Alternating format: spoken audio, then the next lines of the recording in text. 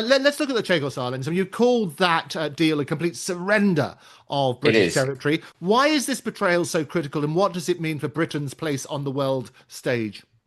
Well, we've seen betrayals like this before. This is not unique. Um, the first betrayal of which I was directly involved was the betrayal of Northern Ireland, leaving it behind in the European Union. And, we succumbed, the British nation, the British government succumbed to false arguments made by international institutions and the Republic of Ireland that by putting a border on the island of Ireland, we would somehow um, breach the international agreement, emphasis on the word international agreement, that is the Good Friday Agreement. So which, by the way, is wrong. It's not true. The Good Friday Agreement recognizes the border there, but through some peculiar, weak intellectual cartwheeling, we ended up partitioning the United Kingdom. And we've done it with Chagos. And if you read the Chagos Agreement, I really highly recommend people read it. If you don't want to read the whole thing, read the first page. The first page basically says we should never have been there in the first place. We're really bad people. We owe you reparations, and we're going to hand the islands back, and we're going to recompense you for all the damage we've done.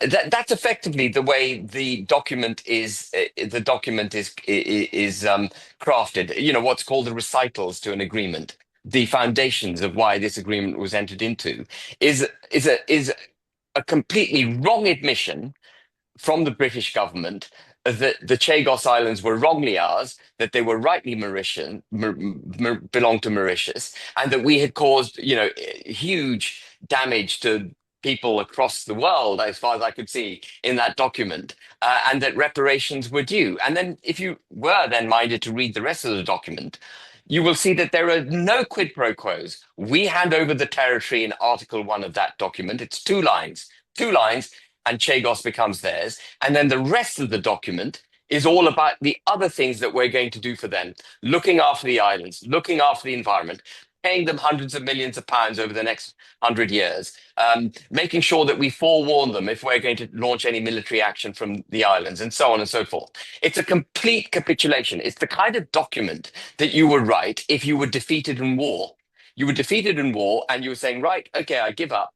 Please don't kill any more of my own people.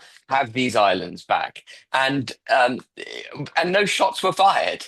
It is a complete capitulation of British political will and sacrificing British interests again in the pursuit of some kind of crazy international pursuit of ingratiating ourselves with the international community, in this case, the International Court of Justice of the UN, and this self-flagellation of our past. And I think we need to stop this. Our past is something of which we should be very, very proud. Even though the document talks about the ills perpetrated by us, it doesn't specify what those ills are. It just makes a blanket statement.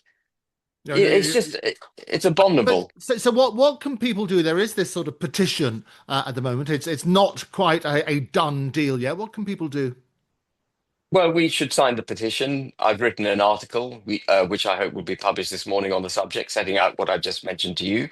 And we need to make as much noise about it as possible. And if Kemi Badenoch hears this broadcast, what I would ask her to do is stand up in Parliament and ask every member of the Labour Party sitting on the opposite benches to declare whether or not they personally support handing Chagos over by a show of hands. And she should stand there silently until she gets a show of hands, because it's not sufficient for the Labour Party to hide behind the lobbying voting process.